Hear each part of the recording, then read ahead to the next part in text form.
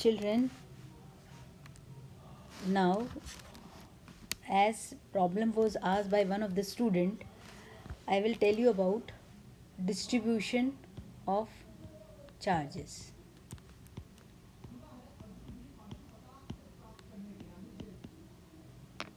Of charges. There are three ways in which charge can be distributed. First, linear charge density. Suppose if we consider a wire and if charge Q is given to it, then it gets distributed on the surface of this conductor wire. If L be the length of this wire,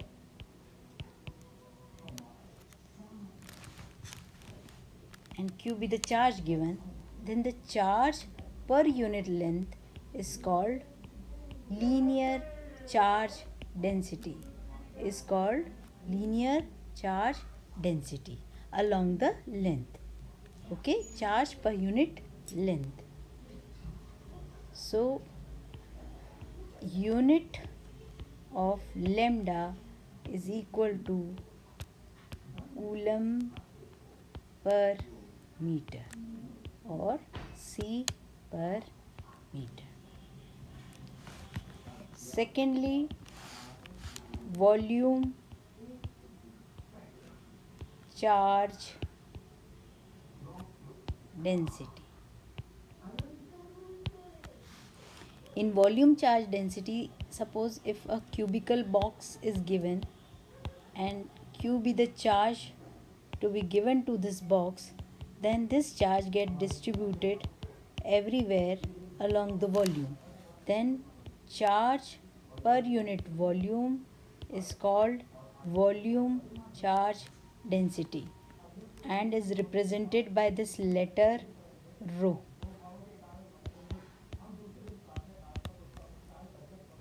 And unit will be coulomb per meter cube. Now the third way in which charge gets distributed is surface charge density. Surface charge density means, suppose if we have a plain area, a square or a sheet or a plain surface is there, a plain sheet is there, a disk is there, then if Q be the amount of charge given, then it gets distributed along the surface, and this charge per unit area is called surface charge density and is represented by letter sigma. Unit will be coulomb per meter square. Now children, this much is clear to you. Now we come to application part. For application part of Gauss theorem. Okay, application of Gauss theorem. Application means we have to use this Gauss theorem we have to apply this Gauss theorem to find, say, electric field. Now basically in our course there are three applications. First is to find electric field. First one is to find electric field due to long straight wire having uniform charge distribution. Having uniform charge distribution.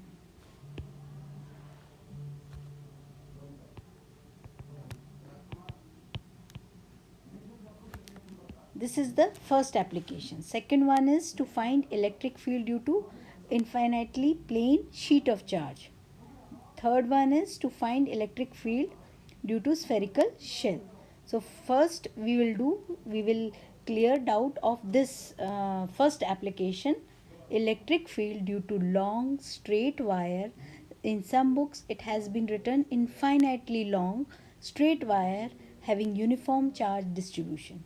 Children, if it has been if a wire is very long, then we can say it is infinitely long, because there should be end of the wire, so it has length, but length is very large compared to other distance. So now we come across how to find electric field. We have to use this Gauss theorem. Now children, Gauss theorem, you should know the already know this Gauss theorem. Once again, I will use this Gauss theorem in order to recall your memory. Gauss theorem states that in any closed surface, if charge is enclosed, then the amount of flux that is coming out through that closed surface is equal to the net charge enclosed per epsilon 0, or you can say 1 by epsilon 0 times the total charge enclosed, or the net charge enclosed by that closed surface. Net charge word is important. Why? There can be more than one charge. There can be two charge also. Suppose if there is plus 2 coulomb and minus 3 coulomb charge, two charges are there, then the net charge will be minus 1 coulomb.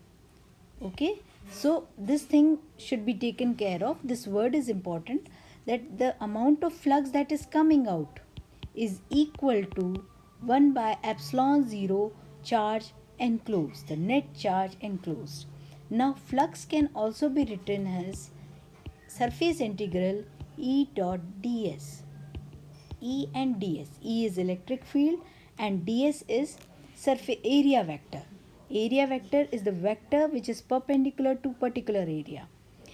Basically, area is a magnitude value. It is a scalar quantity, but in case of physics, we have to deal with certain situations in which a vector is needed. So a unit vector which is perpendicular to that area is considered as area vector. And E is the electric field. Dot product already studied in 11th class. E d dot ds is equal to E ds cos theta. That means flux is a scalar quantity. Okay, and E ds cos theta is the full formula of flux, surface ds cos theta. So we have to use these two formulas to find electric field. This is the application of Gauss theorem. Now children, we will take, suppose if we take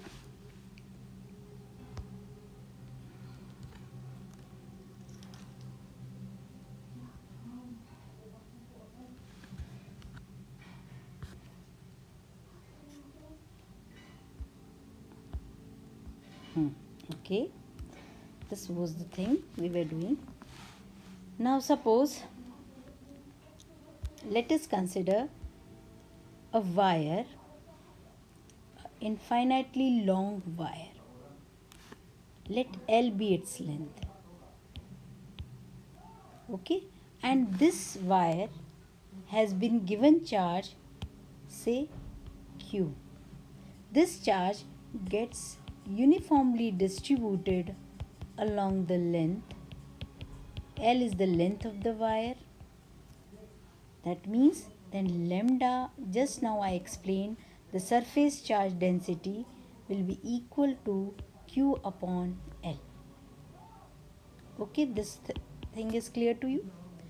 Now suppose we have to find electric field at point, where it has gone. Now we have to find electric field at, say, point P, this point, which is at a distance r from this linear charge wire. Here again I will remind you that infinitely long wire means wire is having length, but length is so large compared to this distance r. Therefore it is called infinitely long wire. So this is surface charge density. One thing is clear. Even we know that flux is equal to E dot ds surface integral, which is equal to 1 by epsilon 0 times the charge enclosed according to Gauss theorem. With the help of this equation, we will find the electric field, okay, of this wire which has been uniformly charged. Now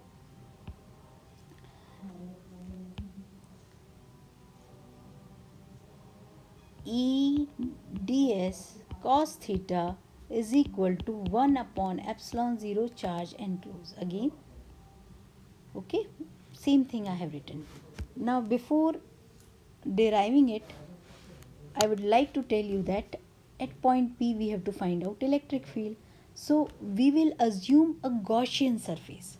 See, in Gauss law, it was stated that there should be a closed surface and the flux should come out through that surface. So here also we have to imagine it an imaginary Gaussian surface, and for that we are taking an imaginary Gaussian surface as a cylinder which is passing through this point, having axis as this wire,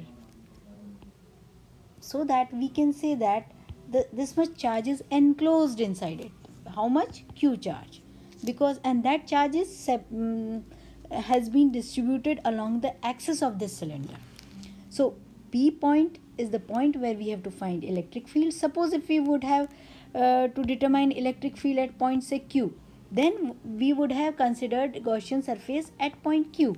We would have taken a larger cylinder. Okay, so this is an imagined part. Gaussian surface is an imagined closed surface, but we have to take it into consideration because we are using the application of Gauss law and we have to find electric field at that point. So we have to consider some surface, and here we have considered a cylinder with a radius r. R is the point where we have to find electric field, and the axis is the wire itself. So now we can so here you can see three types of surfaces are. Again, using this formula, E ds cos theta is equal to 1 by epsilon 0 times Q. Now we can consider that the flux that is coming out through the surface, there are three surfaces from which flux can come out. Flux can come out through this surface, flux can come out through this surface, flux can come out through this surface. Let this surface be ds1, this be ds2, and this surface be ds3. ds1 is the lower circular area, ds2 is the upper circular area, and ds3 is lateral surface area, the curved surface area of the cylinder. Okay, and one more thing children, direction of electric field. I am giving direction of electric field by yellow line. This is direction of electric field children. It will be radially outward direction, because positive charge is there, electric field will be in outward direction. Okay, now please pay attention to the diagram.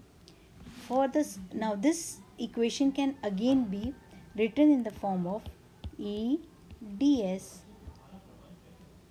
1 cos theta plus E ds 2 cos theta plus E ds 3 cos theta, which is equal to 1 upon epsilon 0 times charge enclosed. This angle theta is angle between E and ds1. This theta is again angle between E ds2. This theta is angle between E and ds3. Look here for ds1. Here angle between E and ds1 is 90 degree. Here angle between ds2 and E is again 90 degree. And here electric field and ds3 are at 0 degree angle. So for the two surfaces ds1 and ds2, cos 90 is 0. Cos 90 degree plus E ds2 cos 90 degree plus E ds3 cos 0 degree, which is equal to 1 by epsilon 0 times charge enclosed. See, cos 90 is 0, so this one is 0. Again cos 90 is 0, this one is 0. Cos 0 is 1, so it will be E ds3 is equal to 1 by epsilon 0 charge. Now E will come out of this integration because it is constant at a particular point. ds3 is equal to 1 by epsilon 0 charge enclosed. Now children, integration of this area. This is curved surface area. This represent what? Curved surface